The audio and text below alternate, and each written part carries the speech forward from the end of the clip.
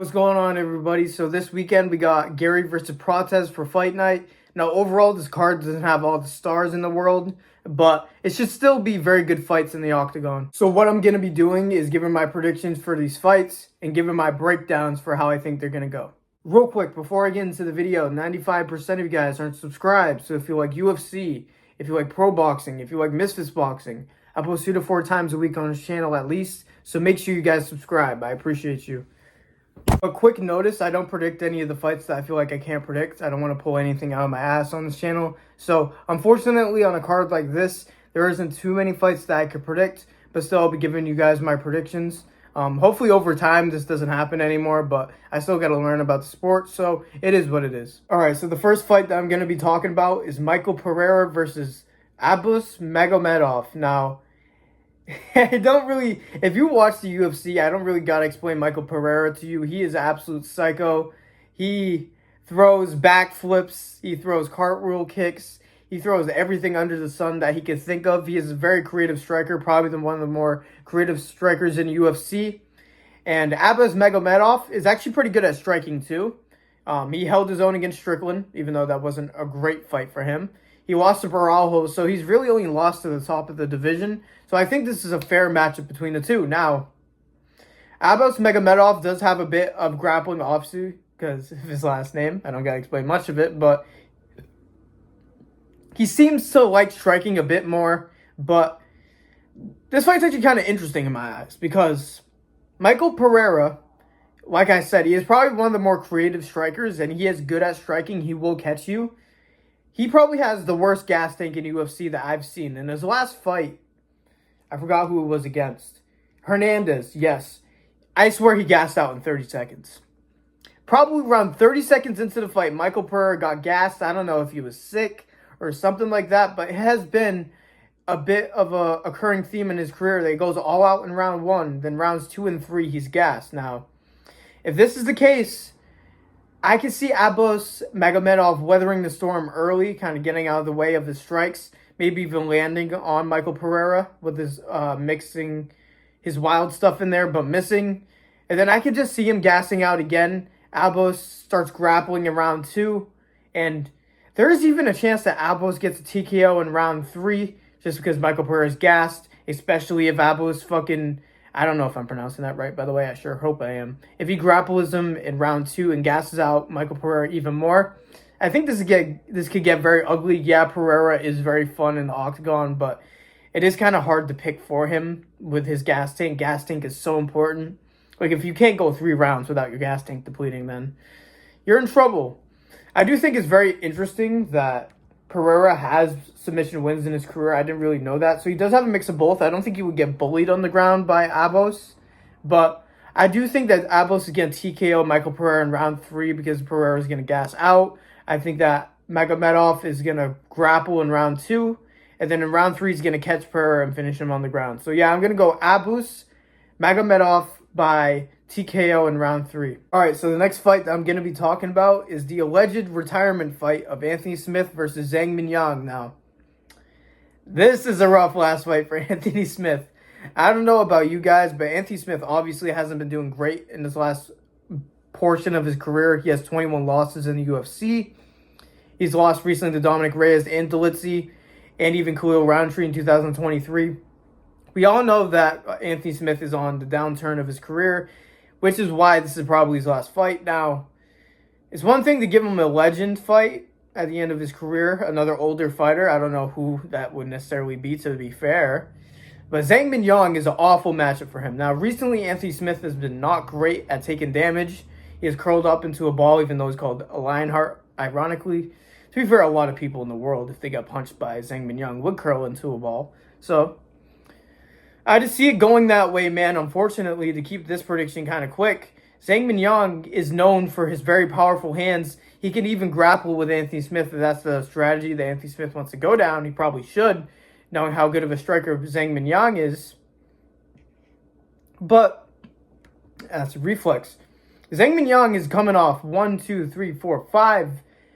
KO, TKO victories in a row against Ozzy Diaz, Ribeiro, Tokos. Those aren't the greatest wins, but unfortunately, they're probably still in a better point in their career than Anthony Smith at this point. I see Zhang Mingyang catching Anthony Smith with his boxing early in round 1. Unfortunately, I see Anthony Smith shooting for a takedown while he's hurt, and then Zhang Mingyang TKOs him on the ground in round 1. I think this is very similar to how Anthony Smith's last fight went. He went for a takedown after being rocked and he got finished anyways. I see that happening the exact same way in this fight just because Zhang Mingyang can grapple. And he has very powerful boxing, so I just think he'll get caught on his back and get ground and pounded at some point. Whether he gets rocked before that, we don't really know, but I definitely see it. Anthony Smith is not as fast as he used to. He used to be able to rely on his boxing. He definitely can't in this fight. So, yeah, I see Anthony Smith getting rocked in round 1 and shooting for a takedown and getting TKO'd in round 1.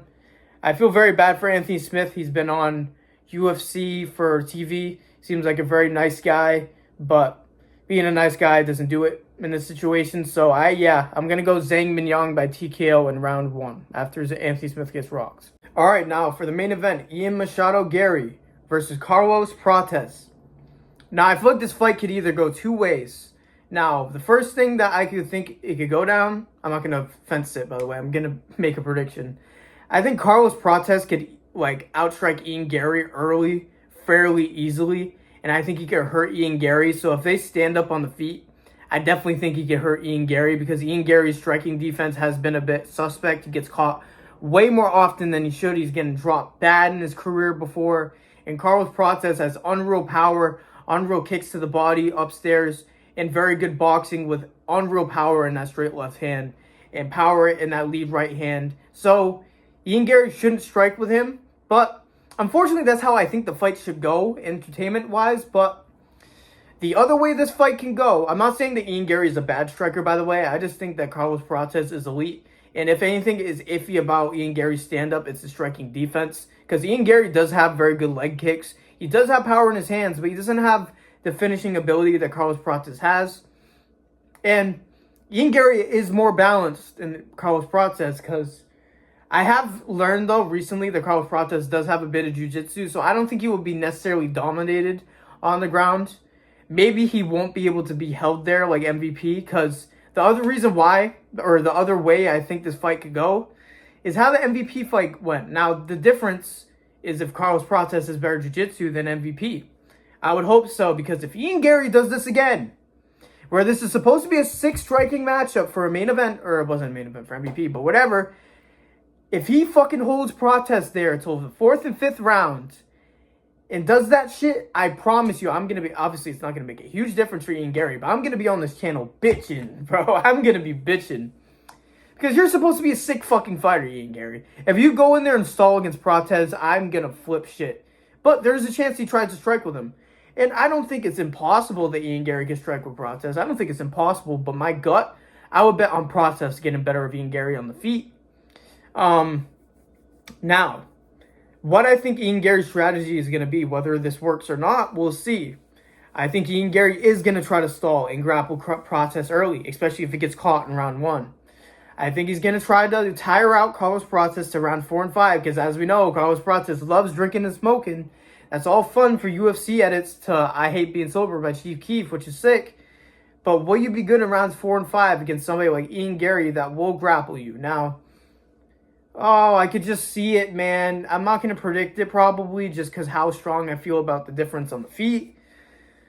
But I just see Ian Garry making this fight boring as shit until round 4 and 5. And then Carlos Prates is gassed out in 4 and 5. Then Ian gets to work.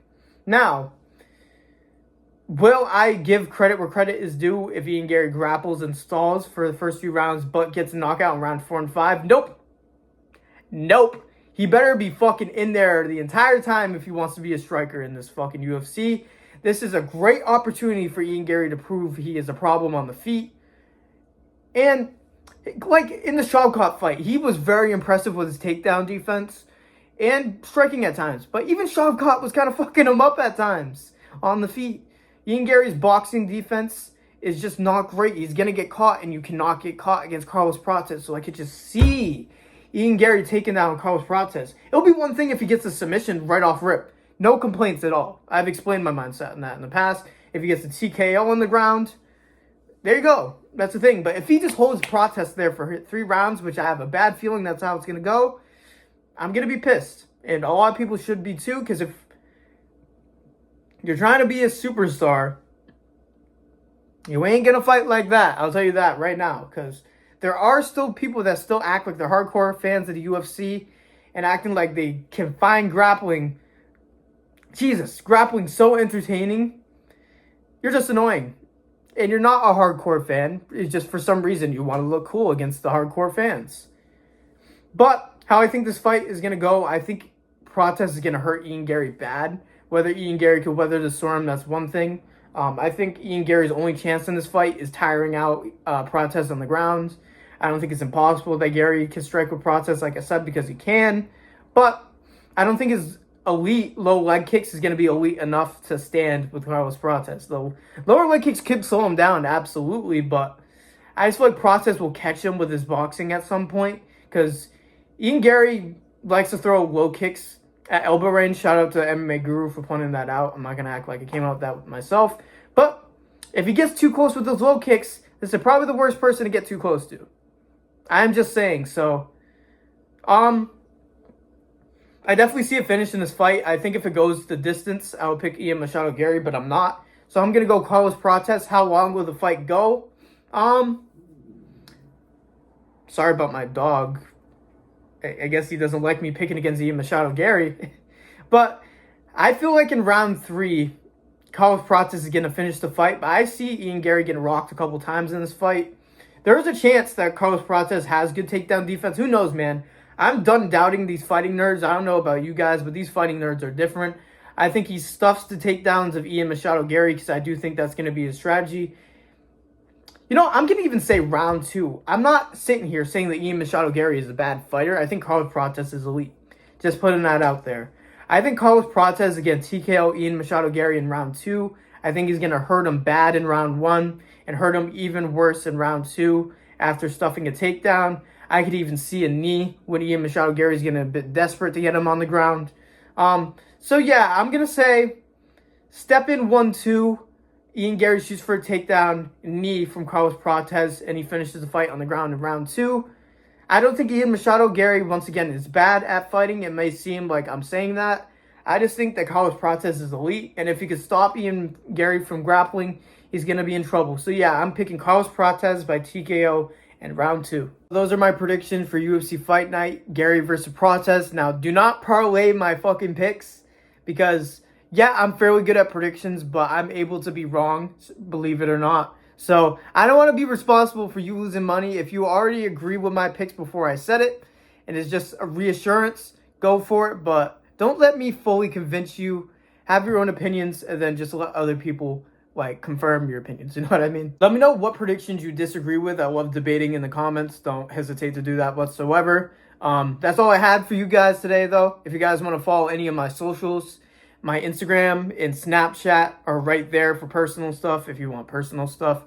I started posting on TikTok again, so if you want to see some TikToks, go follow that. And, oh yeah, get my Twitter some clout because I got 0 motion. So, yeah, I would appreciate it. Thank you guys for listening to me yap like usual. God bless every single one of you. And peace out.